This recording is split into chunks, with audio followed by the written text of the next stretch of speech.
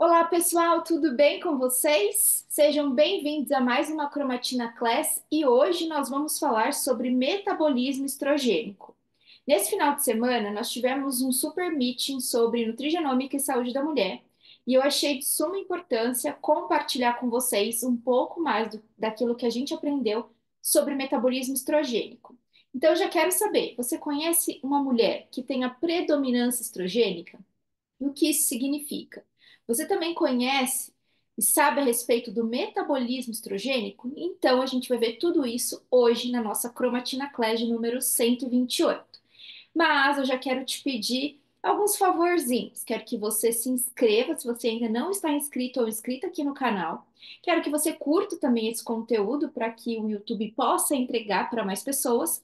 E quero também que você possa compartilhar e ativar o sininho das notificações, porque toda vez que a gente tiver um vídeo novo, você também será notificado ou notificado. Quando a gente fala sobre metabolismo estrogênico, o que vem à sua mente no primeiro momento? E principalmente nessa predominância estrogênica. Quando a gente pensa em predominância estrogênica, nós estamos falando de um desequilíbrio que pode acontecer em relação ao estrogênio em relação à progesterona. Esses dois hormônios, que são hormônios ovarianos, fazem parte do metabolismo esteroide, ou seja, são provenientes ali do colesterol. Eles são importantes principalmente porque o equilíbrio entre eles pode favorecer uma boa metabolização e eliminação desse estrogênio. Agora, o excesso, essa predominância, pode dificultar com que o nosso corpo faça uma metabolização adequada. Então, quais são as possíveis causas dessa predominância estrogênica, Tati? A gente pode pensar, por exemplo, o que pode levar a uma diminuição da progesterona. A gente sabe que, com o passar do tempo, né, as mulheres elas já nascem com a quantidade que nós temos ali, uma quantidade exata de folículos que vão ser estimulados durante o nosso ciclo menstrual. Em um determinado momento da nossa vida, a gente vai ter uma regressão desses hormônios, um declínio desses hormônios, e nós temos ali, no segundo momento, claro que de uma forma muito resumida, teremos um segundo momento, a menopausa. E algo que é muito importante, porque durante todo o período de menarquine, que é o período fértil da mulher, desde a telar, que é a formação das mamas, até o estímulo ali da puberdade, e também a própria menarca, que é a primeira menstruação, a gente pode, inclusive, ter esses desequilíbrios. Mas com o passar do tempo, e aí a literatura ela pode trazer, após os 35 anos, por exemplo, a ovulação ela começa a se tornar mais irregular. E isso pode colaborar para uma redução na produção e liberação de progesterona lá pelo corpo lúteo, estimulado pelo hormônio luteinizante, pelo LH, que é um hormônio hipofisário, né? Então aí a gente já começa a identificar que algumas condições também da própria hipófise também pode prejudicar a questão dessa regulação hormonal. O estresse crônico também pode elevar o cortisol e desviar, por exemplo, precursores hormonais da progesterona, o que pode agravar esse desequilíbrio. Um outro ponto importante é quando a gente tem muita exposição a xenoestrógenos, ou seja, são substâncias químicas que apresentam efeitos muito parecidos com o estrogênio. Por exemplo, os parabenos presentes em cosméticos, pesticidas e o BPA, né? Então, presente ali nos plásticos. Então, é muito importante. E no plástico, a gente ainda tem outros agravantes, porque ele tem outros compostos químicos que também vão influenciar nessa irregularidade, principalmente estrogênica. Isso pode ser um gatilho também, um disruptor endócrino, como a gente bem sabe. O consumo excessivo, por exemplo, de alimentos de origem animal que possam, né, esses animais podem ter sido, por exemplo, cuidados ali com hormônios, com estímulo hormonal. Isso também pode influenciar. A gente pode ter uma predominância estrogênica quando existe uma dificuldade no metabolismo e excreção desse estrogênio. E nós sabemos que tanto o metabolismo quanto a excreção, né, a gente vai depender principalmente do fígado, então eu preciso avaliar a saúde hepática da minha paciente e eu também preciso avaliar a saúde intestinal. A gente sabe que existe também um conhecimento que não é tão antigo, mas é um conhecimento importante a respeito, principalmente, do estroboloma. Então, esse estroboloma, que faz parte ali da nossa microbiota intestinal, ele está associado com a conjugação desse estrogênio. Então, existe uma enzima chamada beta-glucuronidase, e essa enzima possibilita essa conjugação do estrogênio, promovendo melhor essa excreção, essa eliminação do estrogênio. Dependendo do grau de desbiose que a paciente pode apresentar, eu posso ter um comprometimento nesse estroboloma, como assim nós chamamos, nós conhecemos, porque ele começa a ficar em maior quantidade. E vocês sabem, o hormônio, quando cai na circulação, ele precisa de uma célula-alvo e ele precisa de receptores. Então, se eu tenho excesso de estrogênio, eu posso sim ter esse excesso circulante, ele pode encontrar, por exemplo, células mamárias que apresentam receptores estrogênicos e podem superestimular essa célula, levando, por exemplo, a um desequilíbrio no ciclo celular. E aí eu posso ter aumento de proliferação celular, um crescimento desordenado dessa célula, um estímulo que não deveria acontecer de uma forma mais exacerbada pela quantidade de estrogênio que acontece. Então, não é somente, por exemplo, ah, Tati, mas a composição corporal vai influenciar nessa predominância estrogênica? Já que eu tenho lá a estrona, que ela é proveniente do metabolismo ali de adipócitos? Sim, vai influenciar. Mas se eu tiver também, ou se eu tiver menos adiposidade, mas tiver uma alteração intestinal, né, uma doença inflamatória intestinal, uma colite ulcerativa, uma síndrome de intestino irritável, eu posso sim colaborar para ter menos metabolização estrogênica e esse estrogênio, e eu estou falando de estrogênio de uma forma geral, né? Ele pode sim aumentar suas concentrações e ele pode sim se comunicar com seus receptores e estimular aquelas células daqueles receptores que ele está realmente em contato. Então, isso é muito importante para a gente realmente trabalhar dentro desse controle, tanto detox, então a gente pode utilizar, por exemplo, eu gosto muito de pensar em nutrientes que vão promover uma melhora desse processo de detoxificação. Então, a gente pode identificar, a gente faz lá os exames de sangue, ou avalia direitinho esse paciente em relação ao perfil hepático, e a gente consegue trabalhar com alguns nutrientes. Então, por exemplo, a gente pode estimular a produção de glutationa, é legal colocar uma glutationa lipossomal, se for o caso, ou ainda aminoácidos como a própria L-cisteína ou o NAC, que é a N-acetilcisteína, também vai ser importante para a função hepática. A gente pode ter, por exemplo, o DIN, que é o indol 3-carbinol. Esse indol 3-carbinol também ajuda na metabolização desse estrogênio, então a gente tem estudos falando sobre o DIN também, que pode ser uma estratégia importante. Lembrando que o DIN ele vem ali, né, do metabolismo das crucíferas, vem do metabolismo das brássicas. Então, como alimento, a gente pode estimular também essa mulher a consumir mais brássicas, mais brócolis, mais couve-flor, mais repolho, todos esses alimentos que vão apresentar também um pouquinho mais de compostos organosulfurados. Claro que a suplementação também vai colaborar.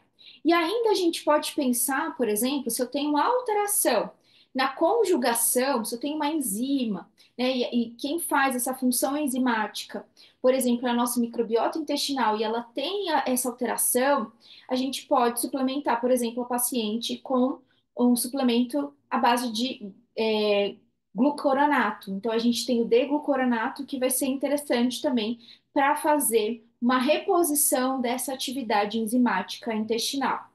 Lá no intestino, a gente tem a beta-glucuronidase. Então, isso vai ser importante porque a gente também consegue estimular via suplementação.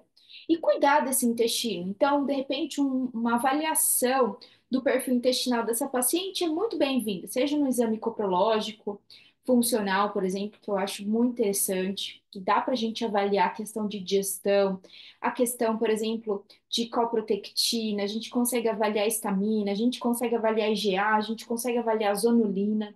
Então, são marcadores interessantes e importantes quando a gente fala de saúde intestinal.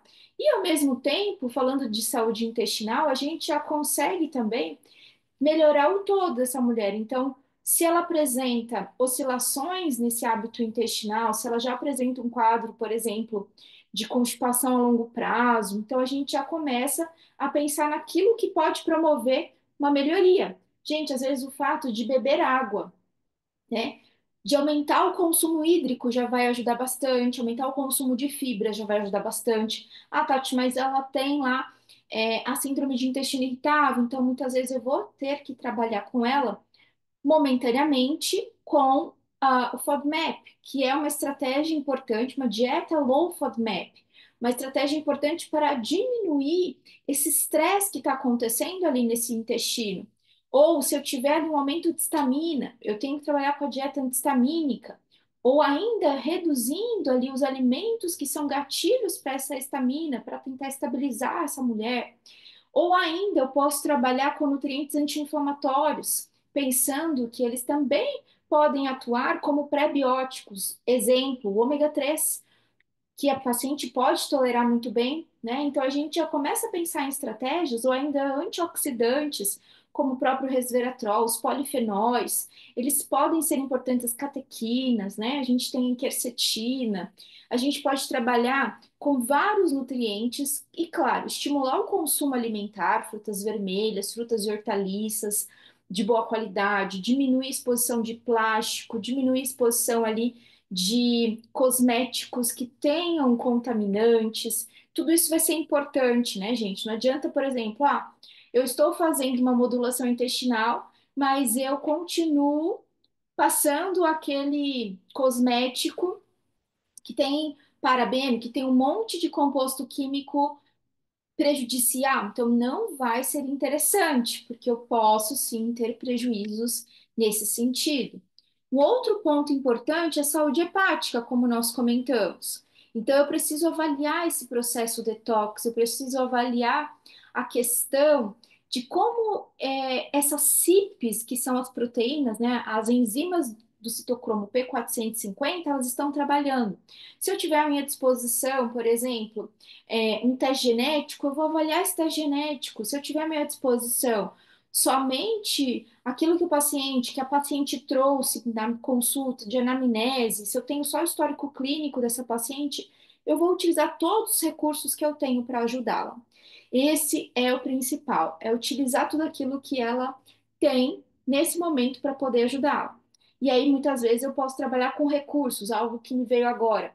Importante também, a gente observar o processo de digestão. No exame coprológico funcional, a gente consegue ver presença de fibras, presença, por exemplo, até de amido, né? Presença de fibras animais ali, né? De repente a pessoa está com um processo de digestão, por exemplo, de proteína de origem animal com mais dificuldade, mais lenta, e isso também pode colaborar bastante. Então, ao identificar um perfil de predominância estrogênica, não é só modular, o que eu quero dizer para vocês, que não é só modular e corrigir esse desequilíbrio entre estrogênio ou estrógeno, né? Estrogênio como geral e progesterona.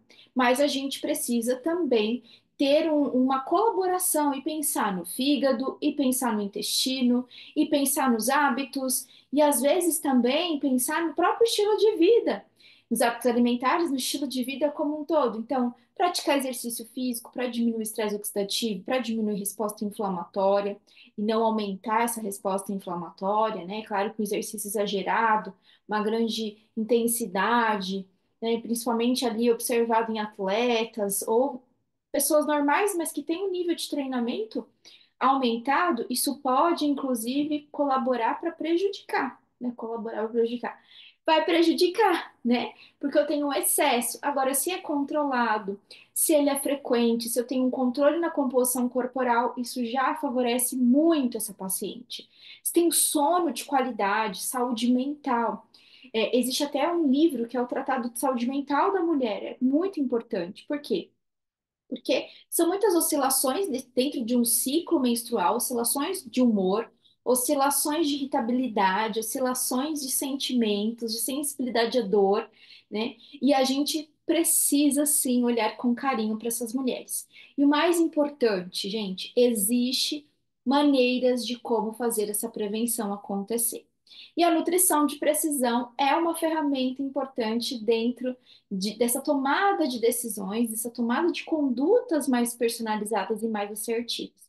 Eu quero te convidar realmente se dedicar à nutrição de precisão, porque nós conseguimos auxiliar muitas pessoas, muitas mulheres. De repente, você está aí do outro lado e você percebeu que existem algumas diferenças, às vezes, nos seus exames, às vezes na própria composição corporal. A gente sabe que existe nessa predominância estrogênica, existe esse acúmulo de gordura, por exemplo, né?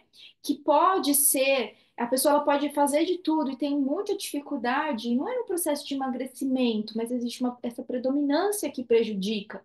Então, tudo isso vai ser muito relevante. De repente, você tem ali um histórico na família de câncer de mama, né, de uma neoplasia. Então, é importante também observar é, como que essa dinâmica funciona com você ou com seus pacientes? Isso é muito importante, porque a gente consegue prevenir, porque a gente consegue trabalhar dentro de condutas personalizadas, e é esse o meu convite para vocês, para que vocês se apoiem em todas as ferramentas que a nutrição de precisão pode te oferecer. E cuidar muito bem desse intestino, muito bem desse fígado. Claro que o controle hormonal vai ser importante, claro que muitas vezes eu vou ter uma intervenção muito mais médica também, dependendo dos sintomas da paciente, mas não deixem de falar sobre alimentação, alimentação de qualidade, redução de exposição a esses xenoestrógenos, porque são disruptores endócrinos, e tudo isso vai colaborar para que nós mulheres, para que as mulheres da sua vida tenham muito mais saúde e qualidade de vida. Se você gostou da Cromatina Class de hoje, a gente vai começar um novo ciclo agora de classes aqui, né, de aulas aqui. Comenta aqui o que que você está achando, comenta aqui qual é a sua opinião, gente. É muito importante para mim, para eu saber se vocês estão gostando do conteúdo, tá certo? Um beijo grande, uma semana abençoada a todos vocês e até a próxima Cromatina Class. Beijão, gente!